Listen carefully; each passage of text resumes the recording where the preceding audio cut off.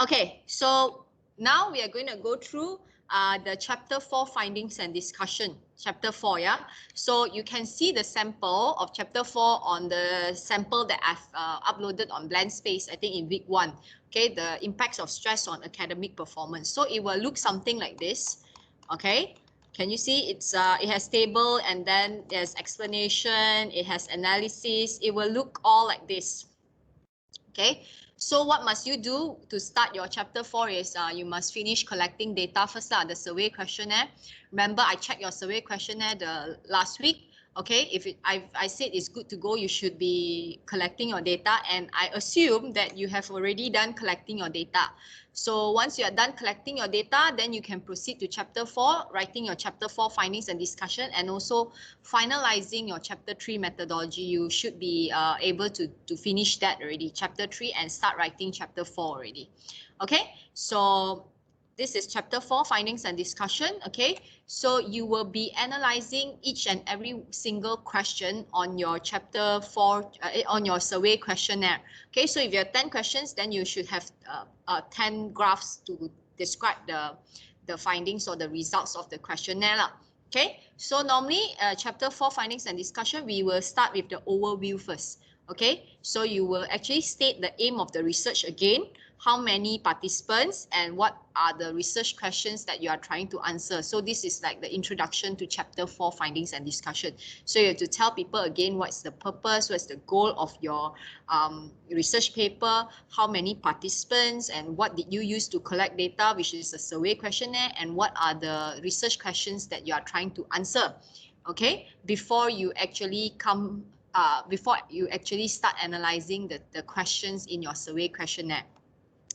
So one of the commonly asked question is, teacher, I've already put in the demographic of the participants in chapter 3. Methodology, it describes the participants. Do I need to describe it again? Okay, so the answer is, if you have demographics about gender and age, you can actually just leave it in methodology. Those that are more specific, like academic performance, their CGPA, then you leave it to describe in your chapter 4. So those basic ones like age, gender, put it in methodology chapter 3. Those that are more relevant to the research questions or more pertinent, important ones, then you put it in your chapter 4. Okay, for example, the CGPA is important, right? And the stress level is important. So this is something more in-depth already. So you put it in chapter 4. The ones that are more basic like age, gender, you can leave it in chapter 3 methodology. Okay, so after that, you will start analyzing each and every single question according to the subtopic. Can you see this is the first subtopic, educational stress and academic performance. And then followed by second subtopic, social stress and academic performance. Followed by the third subtopic, which is financial stress and academic performance. And then followed by family stress and academic performance, and this is the last subtopic, I think.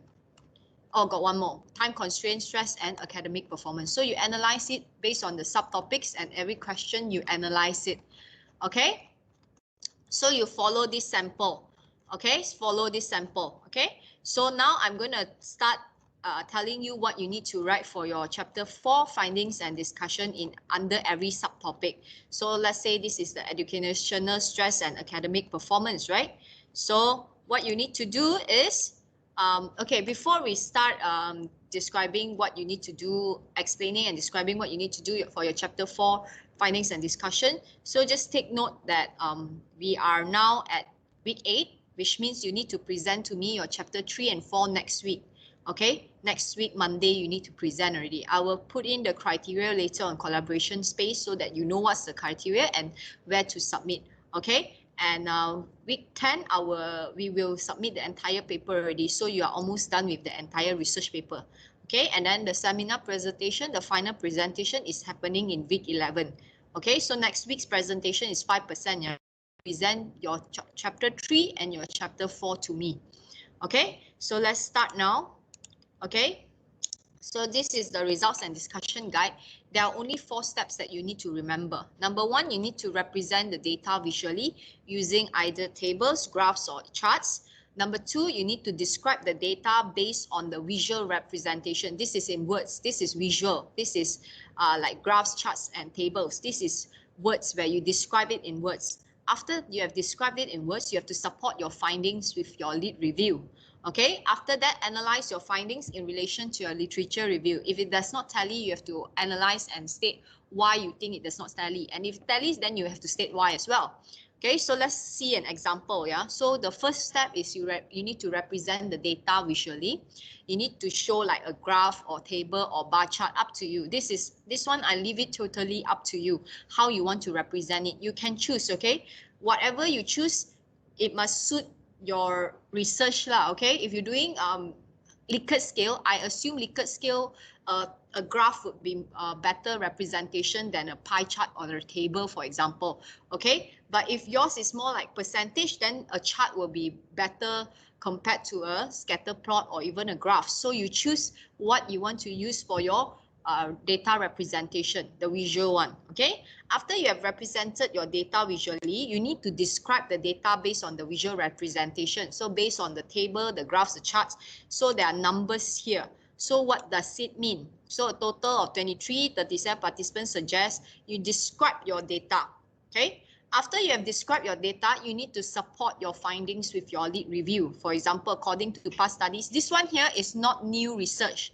It is something that you have taken from your literature review, which is chapter 2, to support your findings now, your current findings. We call current findings the results of your survey questionnaire. So you support, you actually describe your past studies that you have taken out from your literature review. You put it in your finding session here where you actually analyze. So she had 2 past research, right? So by Marian et al. And Mercy, 2016 and 18. What does it show and what does it mean? So because the quantitative findings have no relationship between family stress and performance, while qualitative had demonstrated that family stress negatively influenced students' academic performance. Therefore, the current findings are only partially supported by previous studies. So you support your findings. If it does not support, you need to answer why. To sum up, what does this mean? Okay, analyze it. Hence, findings have cleared the doubt of past studies by confirming that family stress results in a negative influence on students' academic performance. Can you see? So if it supports, why? If it does not support, why? So if it supports, then you say, oh, this shows that the current findings is fully supported by the past studies that show that family stress does affect academic performance. If it does not support, then you have to analyze why. Okay, so analyze your findings in relation to your literature review. So just 4 steps only. Okay, just 4 steps. Okay, the first step is represent the data visually. I show you. So you represent your data visually. Step 2, you need to describe the data based on the visual representation. So you describe in words. Okay, you describe. So you don't have to support every single question with literature review. You can actually describe and represent it visually first. Then at the end, when you want to find out the relationship, only you support. Don't need to support every single one. Just at the end, you discuss. Okay, so the first 2 that's not very important is just to show the level of stress. You don't have to support yet. You don't have to analyze yet. So you just represent the data visually, describe the data, represent visually, describe the data. Then only when you want to find out the relationship or the impacts, whether there's a positive or negative impacts, then only you support it with literature review at the end and analyze. That's it. Okay, not every single question you need to analyze and you need to support it with literature review. Just do it at the end of every subtopic. Can understand so far? Okay, that's it. Okay, if you got 10 questions, no need to analyze and support it with literature review under each and every question. Just support and analyze at the end of the subtopic when you are done. Okay, let's say your subtopic 1 has 3 questions. So you describe question 1, 2, 3, and then after that only you describe and you analyze and you support it at the end only. No need to be every question, but make it into every subtopic where you do that. Okay, so yeah, that's how you are supposed to do. Just 4 steps. Okay, represent the data visually. Okay, describe the data based on the visual representation. Support your findings with your literature review and analyze your findings in relation to your literature review. Okay, so you start off with the overview first. Okay, after that, start analyzing every subtopic.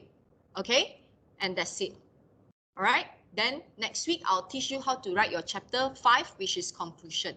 Okay, so this is how you are supposed to write your chapter 4 findings and discussion. Okay. Okay, let me see if there are any questions. Yes, review per subtopic except for demographic. That's right, Elias. Okay, just every subtopic. Okay, not every question, then it's too much of work. Review every subtopic. All of the participants are late adolescents with age ranging from 17 to 22 years old. The statistical data about the characteristics of participants are presented in the table as shown, and all survey responses from participants were included in results analysis. For measures, we have used a quantitative research design through an online survey questionnaire, which was created using Google Forms. There are 14 questions in the survey. The first part of the survey inquired about participants' demographic information, which are their gender and age. In the second section, participants are required to provide their CGPA and to rate their level of stress on a 5-point rating scale from very low to very high. So the results of CGPA and level of stress will be compared against each other to discover the relationship between stress and university students' academic performance. Questions in the third part of the survey were designed based on the 5 subtopics in our previous literature review: educational stress, social stress, financial stress, family stress, and time constraint stress. For each question A, it inquires about how stressful are you in terms of certain stress factor. For example, how stressful are you in terms of high educational requirements? The data for question A for each subsection will be compared with students' academic results to examine the relationship between individual stress factor and university students' academic performance. In each question B, participants were asked about the influence of certain stress factor on their school performance. For example, how does educational stress influence your academic performance? This data would discover the impacts of different stress factors on university students' academic performance. The online survey questionnaire was distributed to university students using the social media platform. Participants were informed about the purpose of the study and assured confidentiality before they proceed with the research questions. The whole process takes around 5 minutes. How are we analyzing the results? First, mathematical calculation using Pearson's correlation coefficient will be used to review the relationship between stress and university students' academic performance. Secondly, measures of central tendency like mean and mode will provide an overview of the average answer about the impacts of stress on university students' academic performance. The tool of standard deviation in measures of dispersion will validate the variability of results. Findings for all sections are also visually illustrated using different diagrams. That's all from me. Xiaojia will continue with findings and discussion. My name is Xiaojia. I will be presenting the findings and discussion of this research paper. All the collected survey questionnaire are analyzed in order to answer our research question. The first question is, what is the relationship between stress and university students' academic performance? The second question is, what are the impacts of stress on university students' academic performance? The left table illustrates the academic achievements and level of stress for 62 participants. The minimum CGPA of the participants is 2.1 and the maximum CGPA is 4.0. On the other hand, we found out that 11 participants experienced very high level of stress, 16 participants experienced high level of stress, and 15 participants experienced moderate level of stress. Lastly, a total of 20 participants experienced low level and very low level of stress. The relationship of stress and academic performance is presented using a scatter plot. A downward sloping trend line represents a moderate negative linear relationship between stress level and university students' academic achievements, with a correlation coefficient value of negative 0.67. This means when stress level increases, academic performance of students deteriorates. According to previous literature, stress among university students is multifactorial. Therefore, detailed findings based on 5 major stress factors: educational, social, financial, family, and time constraints are individually presented. The first major stressor is educational stress. A moderate negative linear relationship between educational stress and students' academic performance is found, with a correlation coefficient's value of negative 0.63. This means university students have higher possibility to perform better when they confront lesser educational stress. Furthermore, more than half of the participants believe that academic stress has worsened their academic results. All these data are supported by past studies, which conducted by Sawhill et al. In 2020 and Alum and Hilder in 2018. Therefore, it can be concluded that when level of stress increases, students' academic results diminish due to excessive school burdens and workload. Moving on, the second stressor is social stress. The result revealed a moderate negative linear relationship between social stress and university students' academic performance, with a correlation coefficient's value of negative 0.58. This shows that as the amount of social stress rises, university students' academic performance declines. In addition, majority of the participants affirm that social stress has somewhat worsened and much worsened their academic results. These data are found to be backed up by past studies, which conducted by Fiedler et al. In 2019 and Deepika and Prima in 2019. Thus, we can conclude that social stress leads university students' academic results to be underperformance, as social stress might restrict them from participating in beneficial educational activities. The third major stressor is financial stress. The first diagram shows a moderate negative linear relationship between financial stress and university students' academic performance, with the correlation coefficient's value of negative 0.7. This signifies that higher level of financial stress lead to poorer academic performance. On the other hand, the second diagram shows more than half of the participants have agreed that financial stress had worsened their academic achievement. Past studies by Junkovic et al. In 2019 and Baker and Motento in 2019 have supported this result. Thus, it can be confirmed that when students experience financial stress, their academic potential is more likely to be affected negatively, as the worries about financial-related matters influence their concentrations. Next, the fourth major stressor is family stress. Correlational graph on the left portrays a moderate negative linear relationship between family stress and university students' academic performance, with a correlation coefficient's value of negative 0.75. This implies that students who experience more family stress have higher possibility to face decrement in academic performance. On the other hand, the right diagram illustrates approximately 70% of the participants affirm that family stress had much worsened and somewhat worsened their academic accomplishment. Past studies by Marian et al. In 2016 has supported the investigated result. However, research by Mercy et al. In 2018 have shown mixed results on this topic. The quantitative findings have demonstrated zero relationship between family stress and academic achievements, while the quantitative findings have shown that family stress impacted students' academic results negatively. Therefore, we can conclude that family stress negatively affected students' academic performance, as it has proven by present findings and majority of the past studies. Moving on to the fifth major stressor, which is time-constrained stress. The first diagram reveals a weak negative linear relationship between time-constrained stress and university students' academic performance, with a correlation coefficient's value of negative 0.5. This indicates that as students feel more stressed due to time constraints, their academic performance worsened. In addition, majority of the participants believe that stress has much worsened and somewhat worsened their academic performance. This result has been supported by past research which carried out by Piola and Yola in 2014, as well as Jones and Blankenship in 2020. As a result, time-constrained stress leads students' academic ability to decline, as the feelings of tensions and anxiety may restrict students from performing excellently. In conclusion, the two main research questions has been discussed clearly. The reason being is research has found out that there's a negative relationship between level of stress and university students' academic performance, as high level of stress worsens students' academic performance. Lastly, these studies also reveals that stress causes a negative impact towards students' academic performance because students' academic result declines when they encounter high level of stress. Thank you.